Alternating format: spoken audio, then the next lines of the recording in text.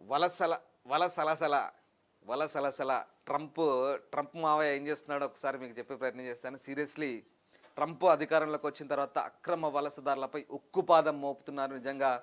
అంటే నేనేదో ఆ, ఈ వార్త చెప్తూ ఎందుకు ఇలా చెప్తున్నానంటే, అమెరికా ఫస్ట్ అన్నాడు ట్రంప్. ఎన్నికల ప్రచారంలోనే చెప్పాడు అమెరికా ఫస్ట్ అన్నాడు.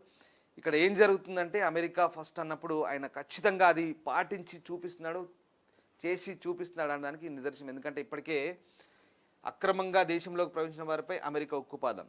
అఫ్ కోర్స్ ఎవరి దేశమైనా వారి దేశం మీద అభిమానం ఉంటుంది, వారి వారి దేశాలకు సంబంధించిన అనేక సమస్యలు ఉంటాయి. ఇప్పుడు ఏం జరుగుతుంది, ముఖ్యంగా అమెరికాలో సౌత్ అమెరికన్స్ ఎక్కువగా చొరబడుతున్నారు. మెక్సికో నుంచి, బ్రెజిల్ నుంచి, గ్వాటెమాలా నుంచి, రకరకాల కంట్రీస్ నుంచి వీళ్ళంతా వచ్చి మంచిగుంటున్నారా శుద్ధపూస ఎలాగంటే కాదు. గ్యాంగ్స్టర్స్, డ్రగ్ పెడ్లర్స్, రకరకాల దందాలు ఉన్నాయి, క్రిమినల్స్, వీళ్ళంతా వచ్చి ఒక రకంగా కొంతమంది అనుమానిత ఉగ్రవాదులు కూడా ఉన్నారట అందులో.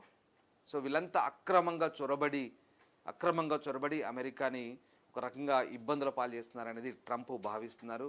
ద సేమ్ టైం అమెరికాలో జన్మతా పౌరసత్వ హక్కును కూడా ఆయన రద్దు చేశారు.